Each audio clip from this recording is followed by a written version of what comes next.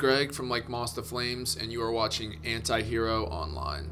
You guys released your fourth full-length album earlier this month. Yeah, Dark Divine on November 3rd. How has the feedback been going from the fan base?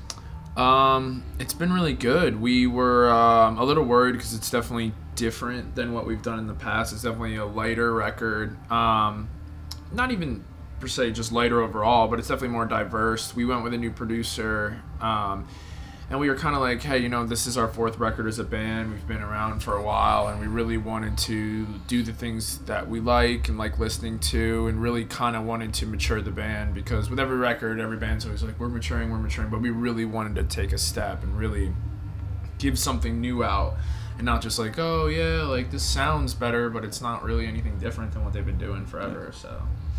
And was that kind of the band's mentality when you guys walked into the studio to start recording? You wanted to show the progress? Yeah, I think right after the previous record, the third record came out, and you know, we got just kind of like a very simple response from it. It was we just kind of like stuck to our formula and kept doing what we were doing, and it went over well, but it didn't really reach anything further. Like our fan base and our true fan base was into it and liked it and supported it, but it didn't really like open anything or move us further or show what we could do. You know, it kind of kept us in a box. So right when we, you know, a year before we even recorded the record, we were planning out who we wanted to go with, and you know, so we took a while to really think about it, but it was definitely something that we were all very much on the same page about, that we wanted to expand and not shut any ideas down or say, hey, maybe we shouldn't sing that much in this part. We really just wanted to be like, hey, let's make amazing songs that we're proud of. So that's what we tried to do, and hopefully people thought the same when they listened to it.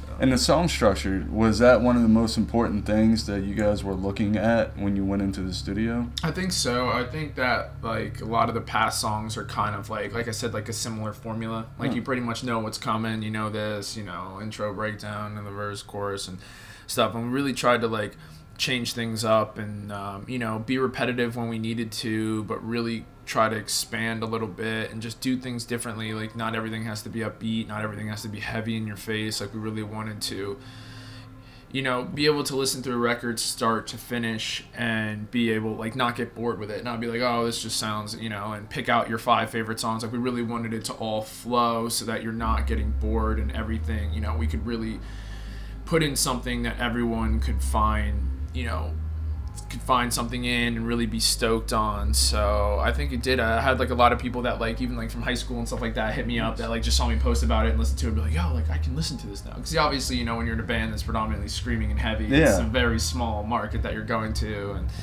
so I think now we're putting out, you know, more like real songs, like things that like really expand who can listen to our band. That's awesome. Yeah. That's awesome. Always trying to grow your fan base is an important thing, especially in this industry. Yeah, it's definitely scary. I mean, obviously, you know, everyone's going to come. The first single we released with the music video was a song that had all singing. It was still upbeat and, you know, edgy and stuff like that, but it was definitely, you know, it was all singing. And compared to, like, our other singles and stuff, like, you know, screaming very in your face, we were just like, you know what, like, fuck it, like, let's just do it, like, let's just put it out. This is one of our favorite songs we've ever done, and the reception was great. Like, obviously, you got the kids commenting, like, oh, we sold out, I did this, but it's like, yeah, that's gonna come no matter what. And if you're just, like, scared about that, and that's why you're not doing things or going into different realms, then I think you're really putting limits on your band. Oh, yeah, totally. Yeah. And at some point, you end up being that formula band that you guys said you didn't want to be. Exactly. You know, there's heavy bands that have been around forever, and, like, you know, every 2 years they put a record out, and it's like, great, it's awesome, it's sick, but you're like, it's that band. It's that. It's like, oh, it's that type of record, and we didn't want to be that. Like, we really wanted to show that we're musicians, and we can write, and we can do different things, and we're not just in this box, you know. And the tour kind of gave you an opportunity to be with like bands and tour to support the record as well. Yeah, I mean, we've toured with all these bands before, which is awesome, and they're all great dudes. And it's great because Fit for King's definitely more like heavy band, August Burns Red type.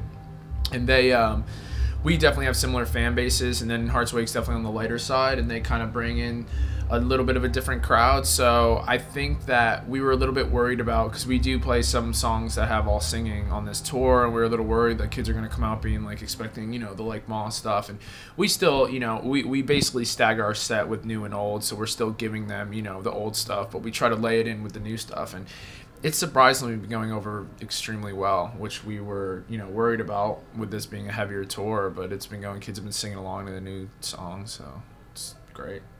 And out of the set list, what is your favorite song to play live? Probably Nowhere Left to Sink, which is the single from the new record. It's definitely just like a different style, like it's different, you know, different drum beats, different style, and really kind of like changes it up, because after a while, especially when we're headlining and on old music, you know, you play 12, 14 songs, and like I said, when you're playing kind of like, you know, similar heavy songs and stuff like that, it just gets to a point that you're all just like, I don't know, like, you know, you just kind of go through the motions. But this, I'm like, hey, like I'm doing this different, doing these types of fills, and it's pretty cool. And then the last thing that I'm going to ask you, 2017 is starting to come to a close.